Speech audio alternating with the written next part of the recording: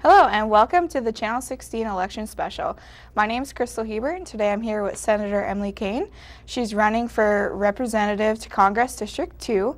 Today she's going to tell us a little bit about her campaign and about herself. So welcome to the studio. Crystal, thank you so much for having me. It's great to be here on Channel 16 with WOWL and to be here in studio with you. Thanks for having me. Thank you. So why don't you tell us a little bit about yourself, like your background?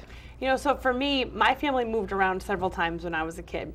My dad's in the shoe business, my mom is a sign language interpreter, and I'm the oldest of 3 girls. And I often say that was the best practice for politics because I learned to play nice, pick my battles, and make strategic alliances. But for me, when my family moved to Maine, was when we found our home. I live in Orono, where I went to the University of Maine, where I got a college education that my family could afford. And I've had family in Maine my whole life. And so now I've spent the last 10 years serving our state in the state legislature. As a state representative from Orono, serving on the Education Committee, the Appropriations Committee, being the chair of the Appropriations Committee, and now I serve in the state Senate for the past 2 years. What I'm proud of is that in the past 10 years in Augusta, I've taken my family's life experiences. My family, like every family across Maine, gets up every day to do the hard work they need to do to take care of their families, to grow their businesses, to support their communities. Those lessons that I learned from my hardworking parents are the same stories I see across the state. That's what keeps me going. In the past 10 years, I've focused on making sure we have more opportunity for Maine families. That's what I want to do in Congress. Awesome. What difference will it be if you get elected if you go to Washington, D.C. versus the state of Maine? Well, I'll be representing a much larger area. Very excited to include Aroostook County in that and up here in the Valley. It's the largest district east of the Mississippi River, in fact, the second most rural district in the country, more than 27,300 square miles. So the great news for me is I'll be able to take all the stories I've heard over the past 18 months, whether it's been stories of families struggling because of layoffs at many of the paper mills across our state, stories of students who are wondering how they're going to afford college, or senior citizens who are worried that the Social Security and Medicare they rely on won't be there. I want to take those stories to Washington, D.C. and bring my skills working across the aisle to actually get things done and bring those to bear so we can help grow Maine and make sure we keep our country great. Awesome. What do you think you'll do differently than you do in the Senate now? Well, I actually think I'll be doing a lot of the things that are the same, except a lot more travel around the 2nd District, because it's a lot of fun to travel from one county to the other and drive and see all the beautiful sights and talk to people. Right. But for me, my focus at the State House is really similar to what I hope to bring to Congress, and that's to tackle some of the toughest problems facing us as a state and a country. Right now, it's too expensive to go to college, and too many families are taking on way too much debt. Too many students, young people, are graduating from college with so much debt they can't even think about starting a job and a career in the middle class where they could really buy a house and have a family. I want to make sure we're making it easier to succeed, and that means tackling the tough issues like support for students through Pell Grants and make sure we have a tax system that works for everybody.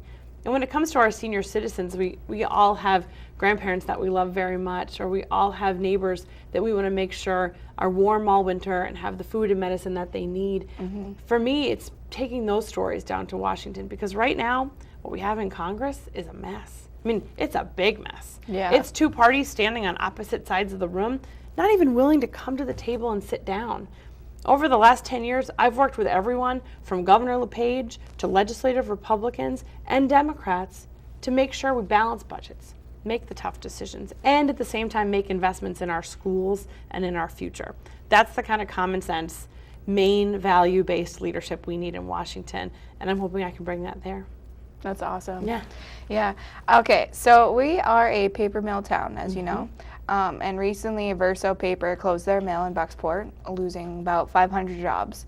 What's your opinion on that? And also, what's your opinion on the paper mill industry in our economy? I take this paper mill question very personally, because right now in my state Senate district, I represent Old Town and Lincoln, 2 communities that have faced hundreds of layoffs in the past year.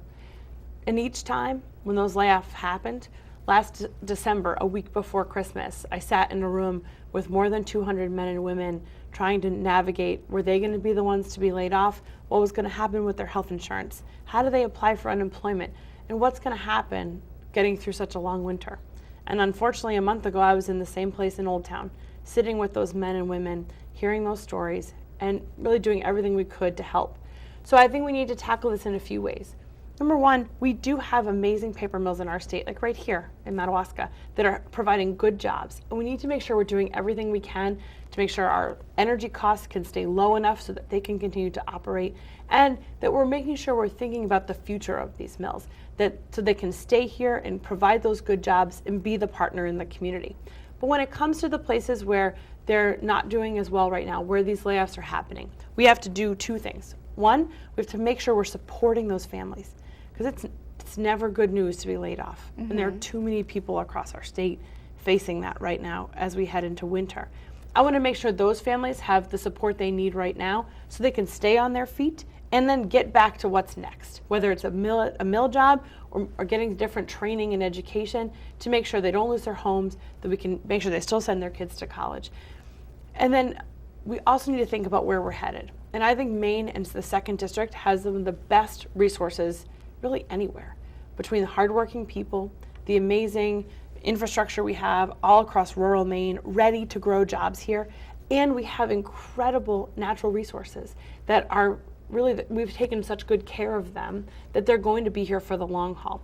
That's why my focus in the legislature is what I'll bring to Washington, is partnering research, education, and business and community, so that we're able to identify, before we get to this kind of crisis, what do we want the next jobs to look like? Because as a member of Congress, I want to be going to events where we're opening places that have hundreds of jobs, not sitting in rooms with people who are being laid off. Though I'll do it every single time, I will be there for those families. I want to make sure we're moving forward. And as a member of Congress, my job is to bring those people together to figure that out. Yeah, definitely. What's your opinion, I know you kind of mentioned it a little bit, but about education, like with public schools, and I know Maine is starting somewhat of a virtual charter schools, and about tuition in colleges and stuff like that, and how you could make that better? Well, I have to tell you, education is why I got into politics. At age 24, I had finished my degree at the university. I majored in music education. I'm a singer, and I'm very passionate about K through 12 and higher education.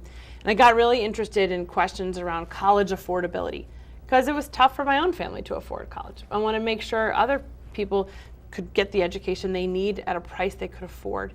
And so that's what ultimately led me to get involved in politics. And it still drives me today, because we need to make sure early childhood education is there for kids, so kids get a good start with pre-K universally. We need to make sure that K through 12, our teachers have the resources they need so that students, every student, has a chance to succeed to their highest potential.